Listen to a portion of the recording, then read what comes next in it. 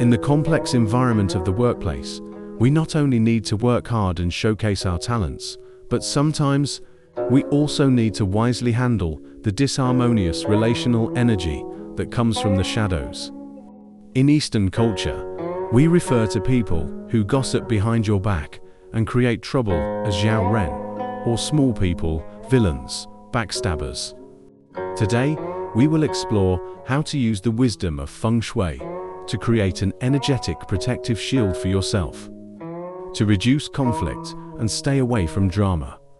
The core of guarding against villains in Feng Shui is not about attacking others, but about strengthening your own aura and stabilizing your environmental energy. When your own energy field is strong and stable enough, external negative words and interferences will find it difficult to truly affect you. It's like a house.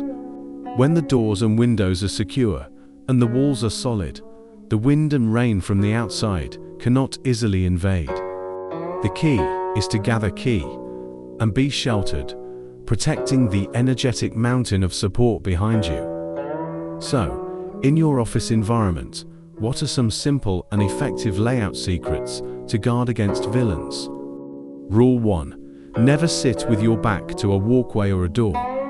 This is the most important solid backing principle. Having your back to a thoroughfare with people coming and going will make you feel subconsciously insecure. And in reality, it can make you an easy target for gossip. If you cannot change your seat, be sure to choose a high-backed, solid chair to act as your mountain. Rule 2.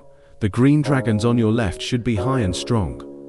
The green dragon position on the left side of your seat represents your benefactors or helpful people.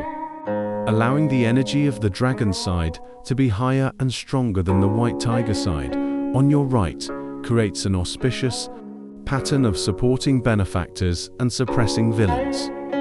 You can place slightly taller green plants or file holders on your left side. Rule 3. The wise placement of sharp objects on your desk.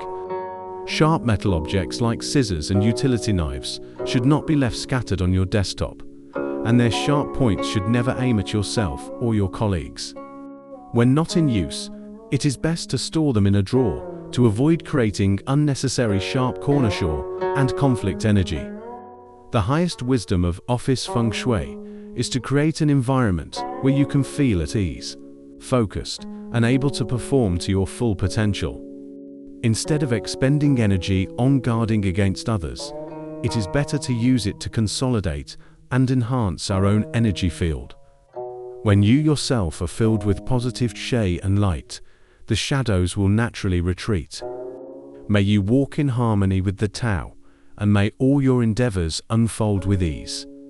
In our next episode, we will explore how to use Feng Shui to promote harmony within the family. Thank you for watching.